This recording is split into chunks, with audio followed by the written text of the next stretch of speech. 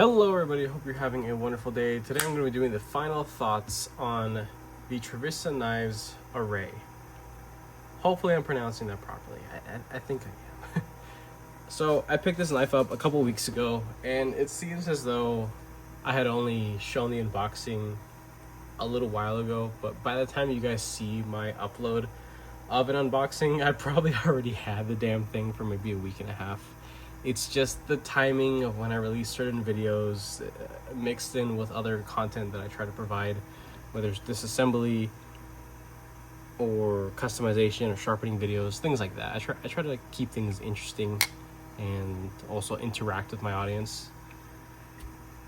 Man, it's been a while since I've had a bad knife on the channel, and unfortunately I'm here to share that my experience with this hasn't been so great. There are plenty of good things to say about this, absolutely, but I got plenty of bad to say about it too. It's gonna be a little difficult seeing a fully blacked out knife on a black background, but just bear with me. So first off, let's talk about price. I got this thing on super sale on Amazon for around $28. Yeah, you heard it right, $28. That's pretty freaking cheap. And you get a lot for it, you really do. But when you look at the full price that this thing is listed at, typically it's about $55. Nah, I do not recommend buying this knife at full price. What I said in my unboxing is still, what I believe now after taking and using this thing. I've sharpened this thing up 3 times actually, because I've tried to really give it a shot. I did the initial reprofiling because the edge from the factory was nowhere near acceptable, and I do have unreasonably high standards for things coming out of the box, especially in this price range, but I try to be fair as much as I can.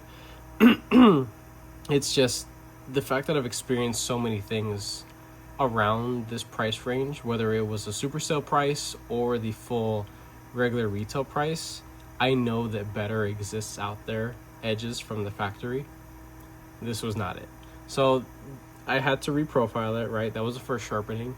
And then I did some harder use tasks with this. Nothing super crazy or inappropriate, but I got some light rolling. It's 14C28N, so it's to be expected. I didn't chip it, which I'm very happy. So to touch it up, it was a dream, right? And then used it up, went through a bunch of really like dusty, dirty cardboard that's been sitting here in the garage for a while, and it collects stuff and it just adds to the abrasion, of course. And it's gonna be a little difficult to see on this PVD, but I'm proud to say it did hold up quite a bit. But there are a good bit of scratches. A scratch pattern is starting to form in the area that I've used it the most, and it's mainly within the first 1.5 inches of the edge from the tip down, as well as on this side here. The heel doesn't really see too much work because I just don't do that much often, but yeah, let's get into this thing. So full price, no. Super sale at $28, yeah, sure. This is the kind of knife that is a perfectly good transition knife for a father figure, a grandpa, because this is very much akin to a two-handed traditional backlock knife. It does lock up, and its solidity in use is really good. But one thing I'm a little disappointed on is the fitment of things.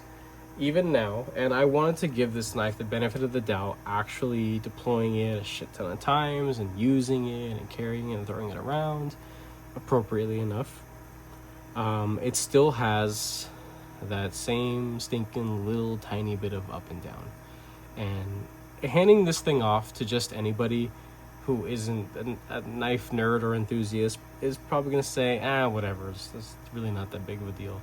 But to somebody who's handled a lot of things, the movement that this has is something to raise eyebrows.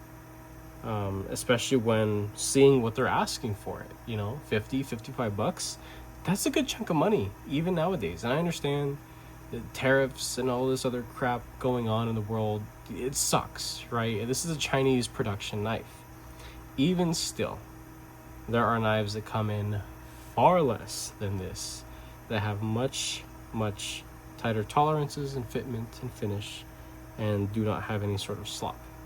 Now, I will say that this is my first ever experience with Trivisa, and I should be speaking all good about this knife because I'm an affiliate with Trivisa Knives. They approved me immediately, and I could make money on this.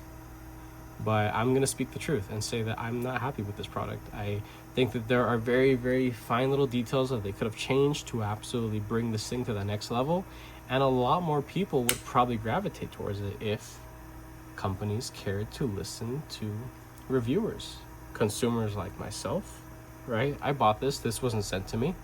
In fact, I believe I've sent emails to Trivisa, or at least tried to contact them to receive stuff, right? Because money doesn't grow on trees, at least it doesn't for me. And so I bought this, and this is something that I almost bought at full price, and I am so happy that I didn't.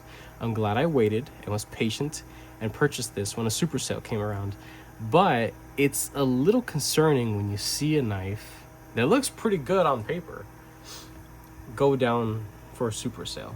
What's wrong with it, right? We'll get into all that kind of stuff. So it's mainly revolves around how the backlock is executed. That's the gist of it. Let's start off. Let's do some starting off at almost 7 minutes here. Let's do weight. This thing is very dense and, in my opinion, unnecessarily heavy for its size. 4.6. That is, wow. That is very dense for its size. Some people may like that. Some people may find it quite charming. Me in particular, I don't mind it so much, but it is very noticeable, especially once it's fully deployed and you get a grip of it. I have large to extra large size hands and slimmer fingers, so I don't really have any, comfort and ergonomic restraints when it comes to this thing. It's actually quite nice in hand. Even pushing through like really, really thick, I'm talking like triple walled cardboard. It's comfy. I like it.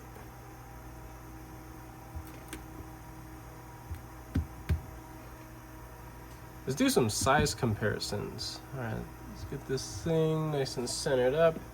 This is a small knife. I will say that this is a medium compact, or just a small knife. So we can go from small to large.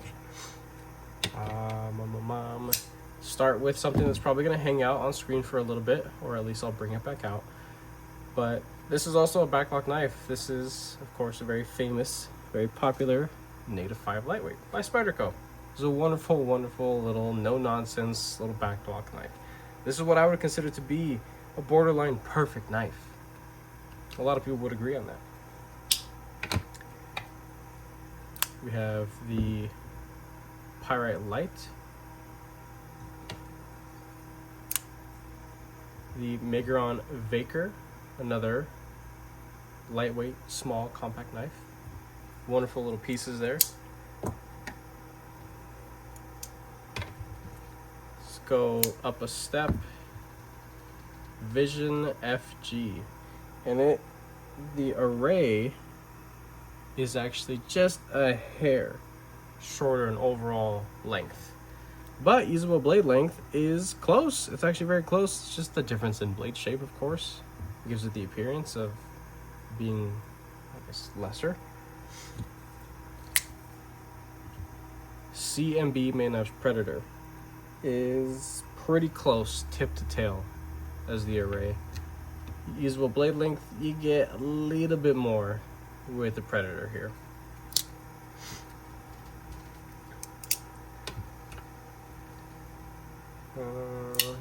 Manix 2 lightweight by Spyderco. Of course, it's larger, and no point in showing off the other large knives, but I have a couple other things that I think are worth sharing at this size. Here, let's here. This guy, small, compact, right? Loki by Concept Knives, designed by Stephen Dunnick, friend of the channel, friend of mine. Love this damn thing. I do promote this thing quite a bit even now because it's one hell of a deal on Amazon when it does come back in stock. This is the Monocolor Knives Assault Team Model 1.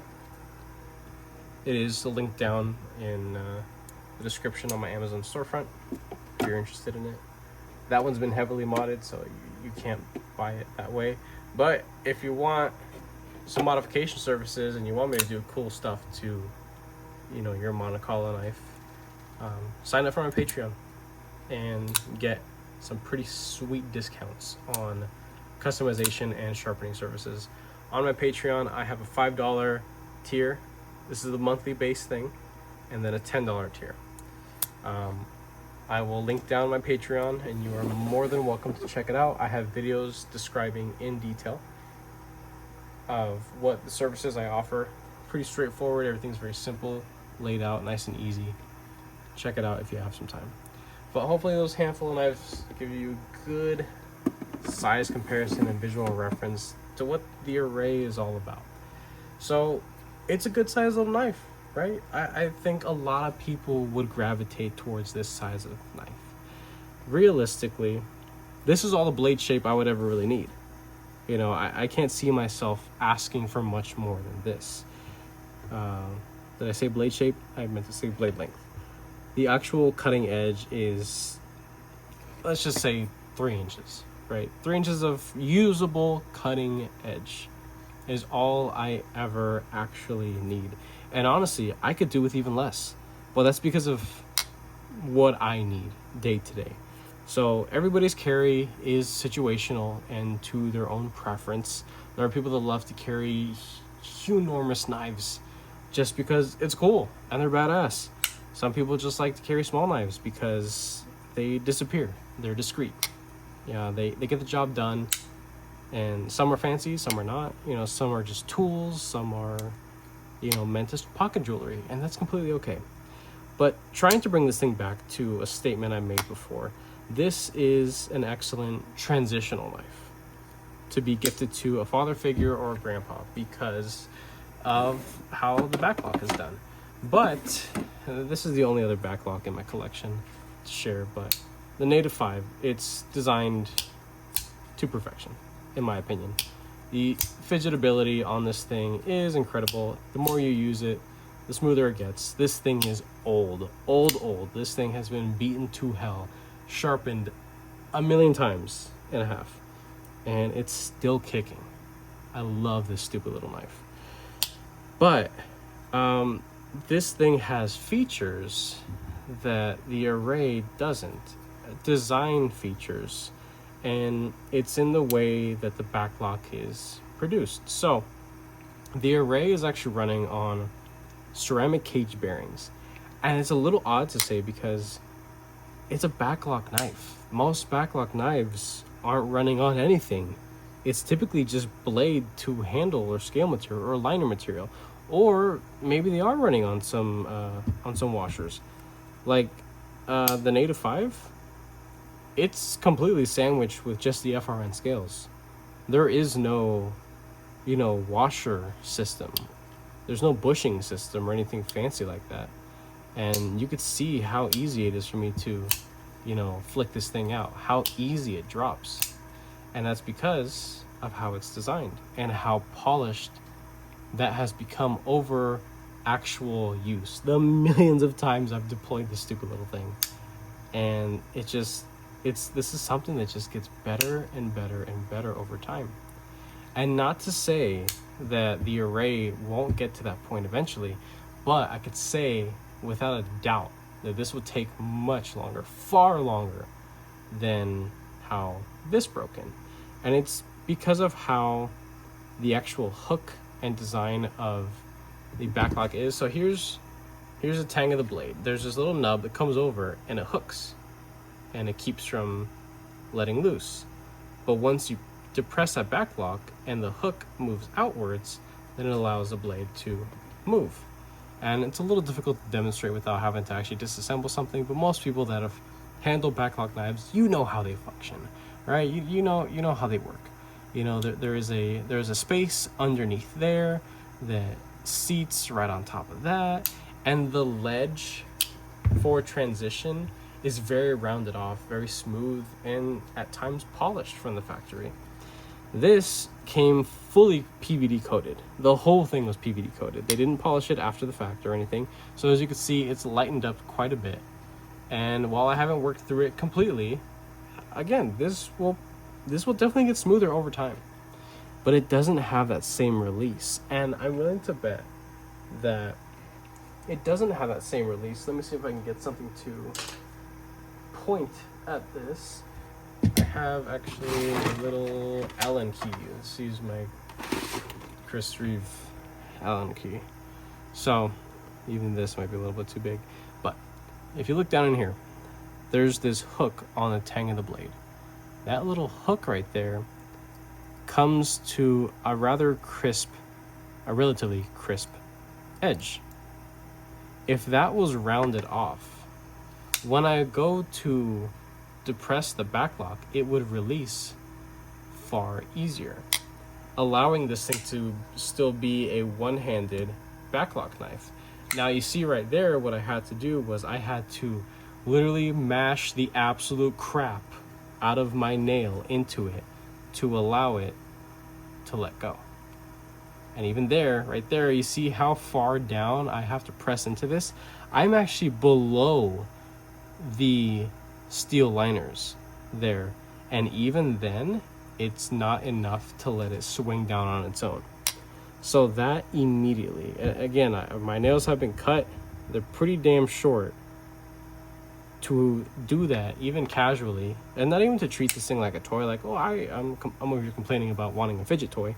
No, actually treating this thing as a knife and the respect that it deserves as a sharpened tool. But I want the disengagement of this thing to be very easily one-handed. I want it to lock up solidly, easily, but disengage just the same. I want it to disengage when I want it to disengage, not when it feels like it wants to disengage for me. And this is a very confusing piece because this running on bearings, the action is absolute. The action sounds incredible and it feels incredible, as well as reverse flick. Feels great, sounds great. It has plenty of tension, you know, because of the backlock and the snap on this thing. You know, it sounds great. So they are doing things right. You know, they chose a wonderful silhouette and shape. The handle ergonomics are wonderful. Again, I think it looks good. The deployment methods that they chose for it are wonderful. But the positioning and the design and execution of said backlock that's implemented on this, it's a fail. It absolutely ruins this thing completely. Even the pocket clip, the carry of this thing is wonderful. It goes in and out of the pocket like butter. Look at that. Look at all that room. This is something so many companies that we know and love, even now today, don't give you that much room for the seam of your pocket. But here comes this little bastard, and it gives you so much room. You also have a little lanyard loop. This whole back piece, this is all, you know, hardened steel. That's all the backlock, right? And I could take this apart, but there's no real need to. I believe I did a disassembly video on this. If I didn't, I will make one and I will link it. But there were things about the internals of this knife that I noticed right off the bat that I'm happy with how it's made, with how well it's built for its price. But at its full retail price, not so much. There are little things that they could have done to make this thing a whole lot better. Again, rounding off that little hook right there would have allowed for much easier release, as well as bringing up the whole engagement and interaction point further up. I'm talking like a 1/4 inch up. And it may just be to my own personal preference of ergonomics, but because of how my hands are, I have to crawl all the way back here to depress it one-handed. And then what I can do is just take it to my hip or my leg and just kind of, you know, mush it into my leg and go like this and then come around and do that. I can do that. That's really not that big of a deal. But what I want to be able to do is open, cut, boom, done. That's what I want to be able to do. That's what I should be able to do. With this, I can't do that. And one wrong slip, one wrong move, a miscalculation, and this thing can come down on my fingers. Or I can, you know, cut myself pretty badly. And not that there's a whole lot of tension once you get about here.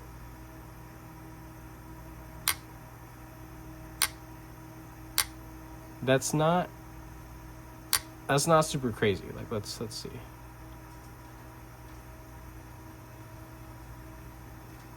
Yeah, that's not gonna. Oh, okay, that got me there. Yeah. So that got me there. But pretty fresh edge, right? So that's gonna do a little bit of damage, but realistically, that's not that bad. That's anybody can handle that. This is akin to a paper cut. And while paper cuts suck, not that big of a deal. So, again, I don't completely like this knife. But there are things about it, there are traits to it that are, you know, decent enough to carry it.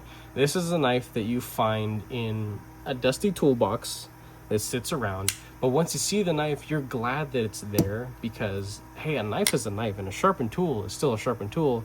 And as you can see, can cut and still do plenty of damage. So for, you know, utility purposes, maybe even self-defense purposes, I think this thing is just fine. But is this going to be something that is your absolute best everyday carry companion? No, not really.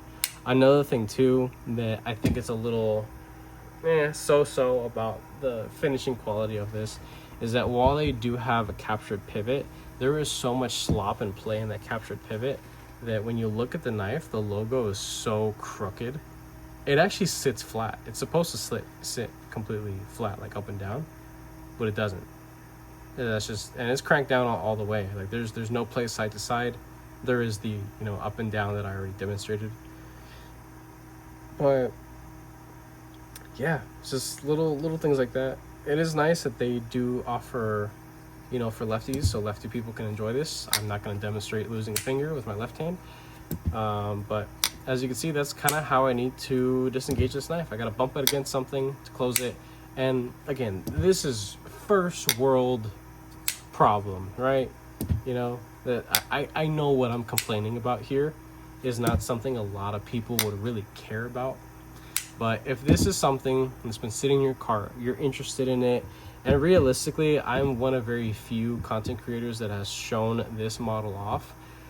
Now I understand why, for good reasoning. Trivisa hasn't even sent this off to their main collaborators that they usually send a bunch of stuff to, because it's just not something that even they had a lot of faith in. I think it's just something that they slapped together to fit you know, a little niche space in the design world, or at least within their lineup. They wanted to make something that was like semi-traditional, two-hand kind of thing with some modern little touches that don't really add up. Again, my favorite things about this is the silhouette, the look of the knife. I think it looks great. The execution of the pocket clip, freaking sick. You're able to flip it to the other side for lefties. Lefty love. That's awesome. I advocate for that. Absolutely. You know, some fine jimping right there. There's this little hump right there on the blade, and it's very nice and comfy when you're really, you know, bearing down on this, doing a lot of tip work. It's relatively robust out to the tip. But even then, even with all these little good things about it, this isn't something that I could speak too highly of. T6 galore all over the place, and most of the time that's really just a preference thing or an ease of maintenance and disassembly. So again, complaining about first world problems, I would like to have T8 all over the place. I think that's, you know, reasonable to ask nowadays within this price range or not. Stop pin hits all the way back here. You can see that little highlighted portion right there. as it knocks against the back. So there's plenty of room to sharpen. That's something that I do need to start focusing on a little bit more nowadays. I'm sure we all understand why. But the execution of the plunge grind and sharpening choil is wonderful. I did get a little sloppy with it when I went to do my other sharpenings and I hit the shouldering, but not a big deal. This is a user knife. This is something I plan to throw around and use. This is something that finds its home inside of a toolbox, a tackle box, inside your grandpa's drawer or the back of your dad's, junk drawer. That's where this knife belongs, realistically. I don't think a lot of enthusiasts could actually get behind this because, me personally speaking, still a wonderful cutting tool. It's going to get the job done, absolutely. But it's the ease of manipulation and disengagement, the carry overall, there's a lot missing. And there are little fine things that could have been done to really take it to the next step, in my opinion. I would have been over the moon if Trivisa had reached out to somebody like me and said, hey, we're working on a lockback prototype. You seem to give a shit about knife design and the execution of said design. What do you think about this? And I would have been straight honest with them to their face and said, yeah, I think it sucks.